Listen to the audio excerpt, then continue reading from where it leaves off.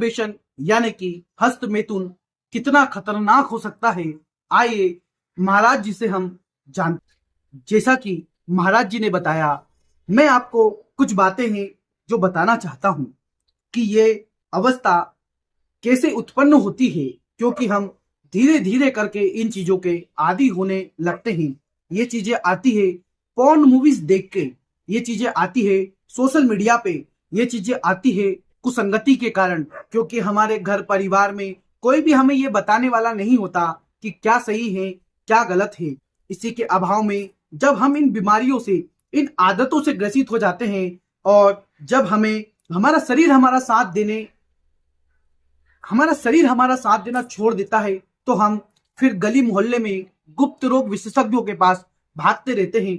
और यही गुप्त रोग विशेषज्ञ हमें तरह तरह की दवाइयां, जो स्टेरॉइड होते हैं, उत्तेजक दवाइयां होते हैं, वो हमें देते हैं, भर भर के देते हैं। इन दवाइयों से हमें शुरू शुरू में तो लगता है कि यार बहुत आराम हो रहा है, काफी अच्छा लग रहा है, लेकिन ये दवाइयां अंत में आपको खोखला बना देती है और आपको नपुंसकता की ओर लेकर जाती है। इन चीजों को यदि आपको अवॉइड करना है, मास्टरबेशन को यदि आपको रोकना है, आपकी आदत पड़ चुकी है, तो ये एक बार में तो नहीं जाएगा, लेकिन धीरे धीरे आप चाहे तो व्यायाम के थ्रू आप इस आदत को भुला सकते हैं।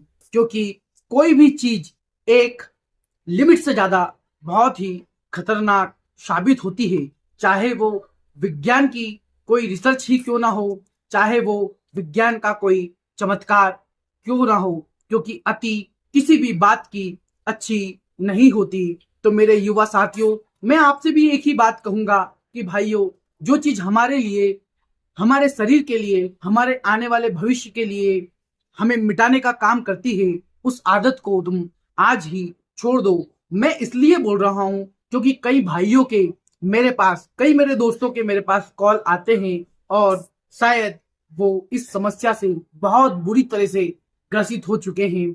शादी के बाद बहुत सारी रिश्तों में अनबन हो रही है, क्योंकि कहीं ना कहीं जीवन में बहुत सारी रुकावटें आती हैं, तो समस्याएं उत्पन्न होती है और आपका शादीशुदा जो जीवन है ये खराब होता है। इसलिए महाराज जी ने जो कहा, उस बातों का सा अक्षर अनुसरण कीजिए और इन गंदी आदतों को आज ही त्याग दीजिए। राम राम।